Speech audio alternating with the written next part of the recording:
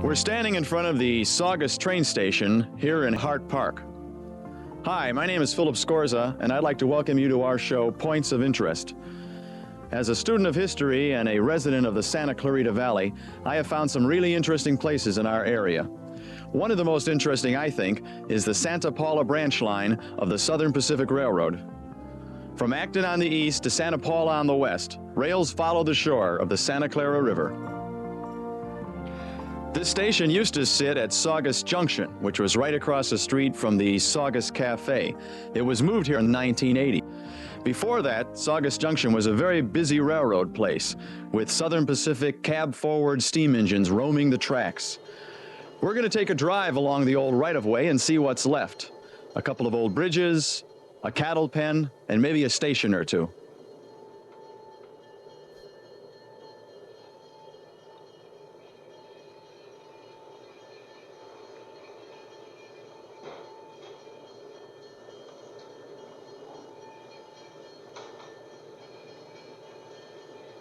A Southern Pacific engine crew waits for the Santa Paula local at Saugus. The men will give the tonnage-laden local a boost through the Newhall Tunnel and up the grade to San Fernando and Los Angeles. The signal is clear, and so is the order board as the crews of the two freights pass the moments with a bit of talk. This is what the engineer sees from his window in the cab of a Southern Pacific cab forward as he approaches Saugus, California. To the left of the station in this photograph is Terry Lumber. Where the two cab-forward engines sit is now the siding where Metrolink parks their trains overnight. This is the scene as it stood in the late 1940s at Saugus Station. I wonder whatever happened to that water tank in the background. In 1876, the Golden Spike was driven at Lang Station, celebrating the completion of the rail line north out of Los Angeles, through the Soledad Canyon to Acton and points north. Years later, work was begun at Saugus. A station was built, switches were cut in, and rails were laid heading west to Santa Paula. This scene looks quite different than it did in that photograph we saw a little while ago. See what 50 years will do for you? Just a few days ago, the last remnant of Saugus Junction was ripped out of the road here. They are widening San Fernando Road, and they ripped a rail out of the asphalt. Most of the old abandoned right-of-ways still exist. We're riding along Magic Mountain Parkway here. Those long, tall telephone poles on the right side of the road were here when the rail line was in the ground. The tracks were just to the left of those poles.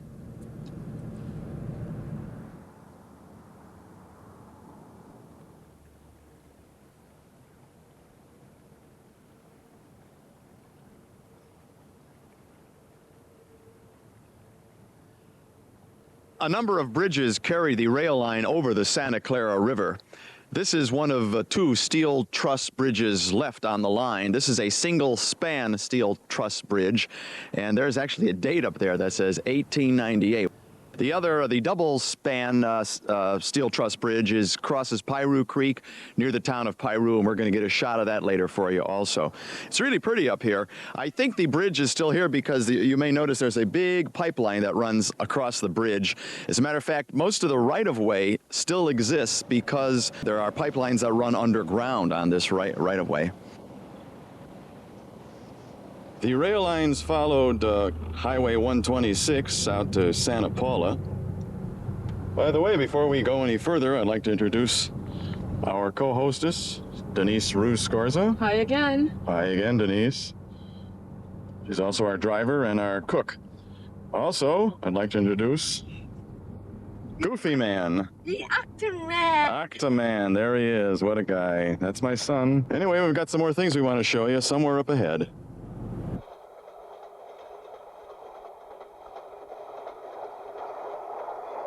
In its later years, Trains magazine called this a seldom remarked branch line. Well, it may have been seldom remarked in its later years, but this rail line started off life as the very first coastline. All trains traveling to San Francisco that ran along the coast went through Saugus, Piru, Fillmore, and Santa Paula. Behind me, you'll see a really nice old cattle pen that's still left standing.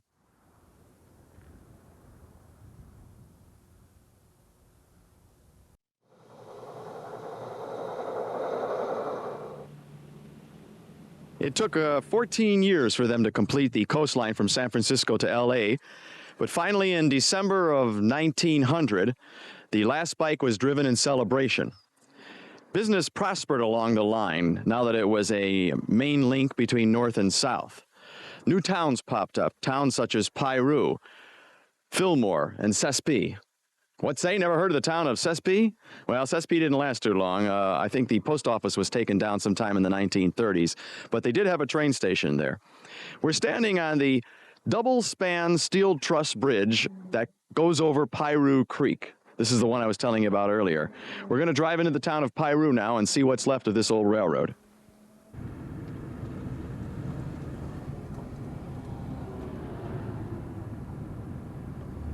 As you can see, this is end of track here in Piru. The rail still is on the ground from this point west. That's an old citrus place where they ship the citrus fruit and oranges and grapefruits and stuff from. From here on out, the rails are in the ground and we're going to follow them. Let's go. Prosperity along the Santa Paula branch didn't last long. Just 4 years later, in 1904, a tunnel was dug through the Santa Susana Mountains and the line was put through Simi Valley, thus relegating the Santa Paula branch to branch line status.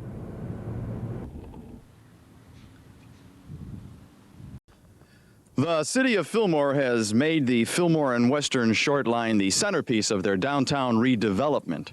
We're going to go inside and meet a gentleman named Brandon Wall right now, and he's going to give us a tour of the little railroad that they've got here and tell us all about it. We're standing in an old baggage car here. This is Brandon Wall. Brandon, how are you? Pretty good, and you? I'm doing fine, thank you. I'd like to thank you for having us here and showing us some of the equipment. No problem. Brandon's the resident expert, the tour guide, the cook, the bottle washer, everything they do here. He knows it all. So how about taking us for a tour? Maybe, can we go in some of the equipment and see what you've got here? We can show you a lot of different things today. Great. Okay, let's do that. Okay, let's go. You have so many different kinds of equipment here. You have baggage cars, passenger cars. I noticed you had a couple cabooses here. Oh, quite a few cabooses, actually, yeah. Yeah, and does it all run? Is it all capable of going out on the track? Yes, everything we have here is in fully operating condition. Now, what is this here one on our right? It's called Powhatan? The Powhatan? Yes, Powhatan. It's a 1928 cafe parlor car. Can we go inside it? Yeah. Let's go inside, yeah. Yeah, just jump on up. All right, you go on first. I'll follow you. Okay, then. Here we go.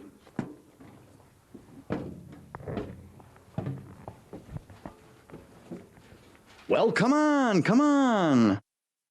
This is a beautiful car you've got here. Can you tell me something about what do you use it for here on the railroad? Well, this car we use when we do our excursions. What we can do is we put seats inside it, and we can carry people with it back and forth. And also, the movie industry loves this car because it's really very antique. What they can do is see there's nothing in here right now, so they can put their cameras anywhere they want. I see. And they can get a picture like of a billiard game or anything. Right. Do you know of any movies that this car has been used in? Offhand, let's see. I think it was in the television series Briscoe County Jr. They used this car. Oh, okay, that's great. Now, this is something we should mention, that this equipment is used, it's rented out to various film companies, it's used constantly for making movies, making television programs. Is that right? Yes. We primarily what Short Line Enterprises, Fillmore and Western Railway, what we do is we rent out our equipment to the movie industry. And you're also preserving it at the same time. Yes, we're trying to constantly restore everything we have here. I see. Can we go down and see some of the other cars? Okay, let's go. This is a beautiful, beautiful old Pullman car, right? Is that what this was? Yes. This had the upper and lower berths, right? Mm-hmm. This is a Pullman sleeper. Pullman sleeper. And each one of these, by day, what the people would do is they could sit, right. And at night, these Pullman Porter sleepers would come down into a full bed, and the bottom chairs would fold together. So you had your lower berths and your upper berths. And right. A curtain would give people a little bit of privacy. I see. Have you ever seen any of those old movies where they showed you that long aisle and there were curtains on both sides and people were going up these little ladders getting these curtains? This is the type of car that people used to travel in. This was the lower class bedroom, if I recall correctly, right? Yeah. The upper class bedroom would have the doors on it. Yeah, it would be like your own little compartment. Right. Well, this is beautiful. What's the name of it? The McKenniesburg. The McKenniesburg. Are you having a good time? Yeah. Yeah. Is this the best train ride you've ever been on? No, No? Is that right? it's not moving. Oh, we'll have to move it for you sometime, huh? Okay. Do you have a dining car here that we could go we see? do, actually. It's a beautiful car. This is the Moulin Rouge. Is that what it is? Yes, it's a 1949 dining car.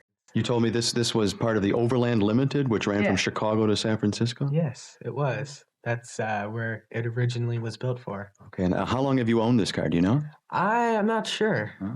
Probably quite a while. But you've used it for making movies and Yes, such it's, like that? it's another popular one for movies. Oh, I could see why. It's a beautiful car. Let me ask you a question. Have you ever taken a train across country yourself? No, actually I haven't. Never have? Have you ever had dinner in the diner? No, well, I have had dinner in here. Oh, you do serve people in here, though? Oh, yeah. What we do is on our excursions, we'll get a caterer to come in and use the kitchen. Oh, I see. And then you take a ride, and people will have a nice ride and a nice dinner. But can you cook in this kitchen? Yeah. Oh, you can? Yeah. We have a pizza oven in there, too. Oh, is that right? Yeah. There's nobody working today, though. Oh, no. No. Can we go in the kitchen and take a look at that? I can give you a tour of that. Well, let's go do that. Okay, no problem. This is the kitchen, right? Yes, this is a kitchen area. Do you know how many people worked in here when the train was moving? Oh, I would imagine 4 or 5, probably. 4 or 5 in each section, in this section here and the other section over there? Split in between the two. I'm sure they're around everywhere. Right, and the food was cooked here and put over there on that... Yeah, it would be set up here, and what a person would do, or one of the waiters would come up and take it to the people. I see. If there weren't waiters, people could come and serve themselves, and there's dishes here for people to scoop up things if they wanted. And this equipment still could work if it was necessary then? Yes. Oh, that's great. But could you imagine, I mean, you have 5 or 6 guys in here, and the ovens are going, and the burners are going. This was a very, very hot place to work. And all you had to do, that's all you did, is you just worked here all day long, all night long, right? Actually, it was considered a very good job, though. Oh, is that very, right? very stable, steady job. Oh, sure, nobody else wanted it. That's why. No. Well, Before we go to the engine, we wanted to come into one of the many cabooses they have here because we thought you might be interested in seeing what the inside of a caboose looks like. Casey's sitting up in what they call the cupola. This is where the train man would sit and he would look ahead at the rest of the train, make sure that everything was all right, all the cars were on the track, there was no smoke coming out of any of the trucks of the wheels or anything like that. How many cabooses do you have here, Brandon? I think we have 6. And they all run? Yeah, or they're not in good condition, but they'll move on the track. Do you take these out for your excursions at all when you go out? This one we use for movies. The other ones we're renting out for the people of Fillmore who got really hurt in the earthquake. Oh, that's right. I saw them parked over here on the side here, yeah. Well, this is a really nice place. This was the office, the train crew's office. By the way, you don't see these on trains anymore. They now have a little computer at the end of the train, which is called an end-of-the-train device, and that's what allows the engineer to know if his train is still on the track and everything's all right. Now, let's go take a look at those engines. Okay. We are standing inside the diesel engine. It's called an F unit. Brandon, can you tell us something about how big this is and all that sort of thing? Well, the F unit, the F7, has a 1,500 horsepower V16 engine with it has a blower on it, and it runs a 600 volt generator to supply power to the motors, which are inside the trucks. Usually a passenger train would have maybe 15 or to 20 cars on it, and you would see at least 3 of these engines, maybe 4, right? Yeah, that would be about right. Mm-hmm. We're going to go up into the cab now and take a look out front.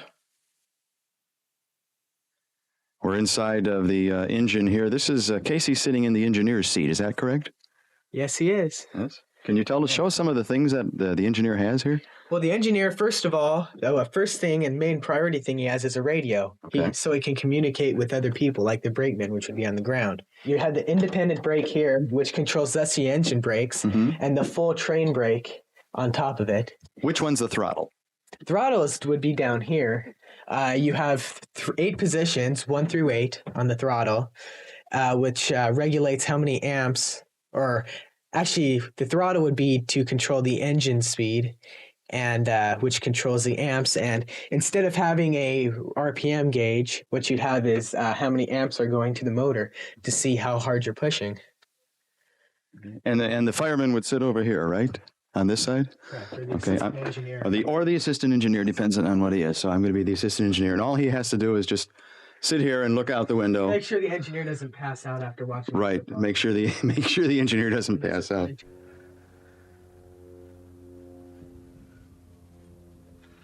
I wanted to find out from Brandon, who owns the track here? Well, Southern Pacific still owns it. It does. Yes, Southern Pacific leases it to the city of Fillmore, and they in turn lease it to us. I see. And that would be from where? Piru West? Yeah, Piru to Santa Paula, about 16 miles worth of track. 16 miles altogether. Yeah. Okay. And do you run your trains on most of those miles? There's about 4 miles in Piru we can't get to because Caltrans paved over it. Oh, right. Yes, we saw that coming up this way. Now, just so people at home know, when are you open to the public? When can they come and see you? Well, we do have a May Festival train. The city of Fillmore has not a circus, a carnival come, and they have a parade, and we're operating on those days, excursions. Also, we have Hot August Nights, which is a dinner train where you get served dinner, and we have a band come in, and they play for us. Okay, and are you open on the weekends if people want to come and just walk around, look at some of the equipment? We closed down for this year, but we will be opening up again in April and be giving tours on weekends. Okay, great. We're going to take a look at one more thing, and then we're going to head out. There's a beautiful little old steam engine over here we want to show you. This little steam engine, this is the one you told me you ran, is that right? This is the one they let me fire. They let you fire this up, huh? How fast can you go? Oh, I think it probably about 20. I would never go that quick, though. Okay. Because, it used to be a 242, which would have a driving 2 wheels on the front and 2 on the back between the drivers, or not between, on each side of the drivers, but they took those off. So how many driving wheels do you have on it now? 4. Just 4. There's 4. Now, show us, what's the firebox here? Which is a firebox? This is a firebox here. It's wood burning. Okay. We run at about 100 pounds PSI. Okay. And takes about 4 or 5 hours to steam up. Is that right? Oh, okay. I didn't know that. Where's the throttle on this engine? The throttle would be right here. That's it? Okay. And you'd have over here, you'd have the brake. Okay, this big thing is the brake. Yeah, you have an air brake stand, which would be if you wanted to connect up to a caboose. What you would do is you could use the stand, and it does have a simplex pump, or it's not a simplex. That's a different kind of pump. This is where the engineer sits on this side, and who sits? This is the fireman here. Yeah, the fireman would sit on this side. Okay, and this can be operated by one person, though. Yes, it looks rather small. It can be done. It can be done. Huh? Well, we sure would like to thank you for the tour of the Fillmore and Western Railroad. It's my pleasure. We really do appreciate Brandon showing us around. We're going to take a ride out to Santa Paula now. They have you people are responsible for the photo display at the Union Oil Museum. Is that right? The Santa Clara River Valley Railroad Historical Society. Okay, of which you are prime members here. Let's. Okay, and they have some lovely photographs that on the wall, and we're gonna show you what life was like on this rail line back around the turn of the century. So let's go.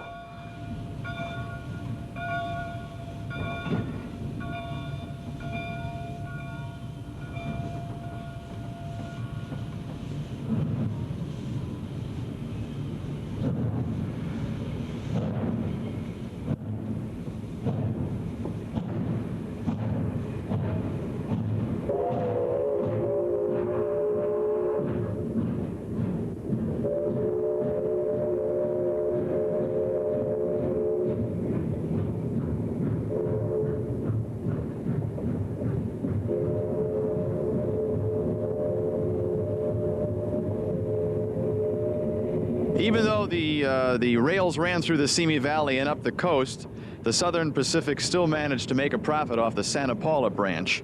As late as 1934, 2 passenger trains a day ran from Los Angeles to Santa Barbara via Saugus and Piru and Fillmore and Santa Paula. Into the 1950s, hundreds of carloads of citrus products were shipped from this valley to points east. But in 1960, with the advent of the interstate highway system, the trucks took over the business and the railroad's profits declined. Finally, in 1979, there were some heavy rains. A bridge was washed out west of Saugus and east of Piru, and the Santa Paula branch was severed permanently from the main line. The Santa Paula train station is 107 years old. It was built when the line was opened, and it's still in use today as the Chamber of Commerce for the city of Santa Paula. We'd like to thank you for joining us today. We've had a really good time traveling this old rail line. I hope you've enjoyed yourself as much as we have. I'd like to thank our friends at the Fillmore and Western Railroad and the Union Oil Company. Until next time, this is Philip Scorza for Points of Interest.